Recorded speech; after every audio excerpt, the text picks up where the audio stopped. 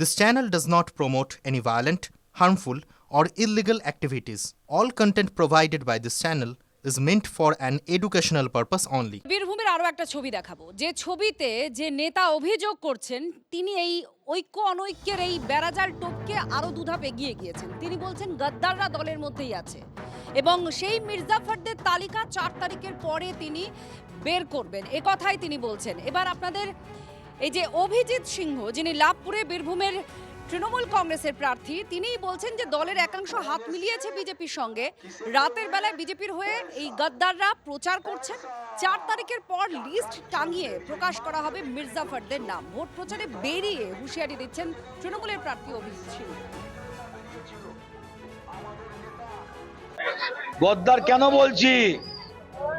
এতদিন ধরে তৃণমূলের ছত্রছায়, এখনো তৃণমূলের ছত্রছায়, ফোনে আছি, দেখবো, চিন্তা করো না। কেন ভাই?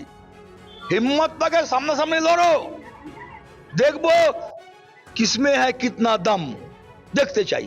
এসো লড়ো, বিজেপি হয়ে লড়ো। বিজেপি হয়ে তো ভাই সামনে আসছো না, রাতের অন্ধকারে কেন পতাকা টাঙাচ্ছ? সামনাসামনি টাঙাও, মিটিং মিছিল করো, দেখি।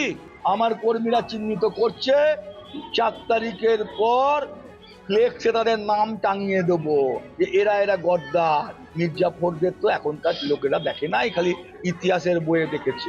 এখন দেখতে পাবে, যদি সেরকম কেউ থাকে, ভোটের আগে ঠিক হয়ে যেতে পারে, তাড়িয়ে দেবো, ঘাট ধাক্কা দিয়ে দল থেকে তাড়িয়ে দেবো।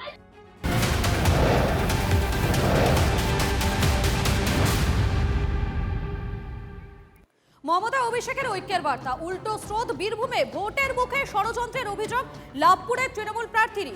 নিজের দলের একাংশকে গদ্দার বলছেন অভিজিৎ সিংহ। দলের একাংশ এবং আপনাদেরকে জানিয়ে রাখি, ভোটের মুখে গত মঙ্গলবারই দলীয় কুন্দল নিয়ে কড়া বার্তা দিয়েছিলেন অভিষেক বন্দ্যোপাধ্যায়।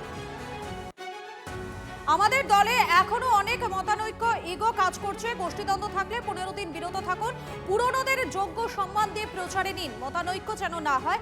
আগামী 15 দিনের উপর আপনার রাজনৈতিক ভবিষ্যৎ নির্ভর করছে।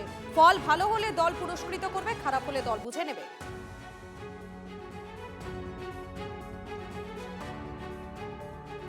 বৈঠকে 230 আসনের লক্ষ্য বেঁধে দিয়েছেন অভিষেক। 24 লোকসভায় পুরসভা অঞ্চলে দল ফল খুব একটা ভালো হয়নি। শহুরে ভোটের চাপ বাড়ছে তৃণমূলে। সোমবারের ভার্চুয়াল বৈঠকে কাউন্সিলরদের কড়া বার্তা দিয়েছেন অভিষেক বন্দ্যোপাধ্যায়। আমার নির্বাচন নয়, তাই আমি খাটবো না, এটা হবে না। ভালো ফল হলে তবে কাউন্সিলর ভোটের টিকিট পাবেন। কেউ যদি ভাবেন কলকাতায় নেতাদের ধরে টিকিট পাবেন, জেনে রাখুন সেটা হবে না।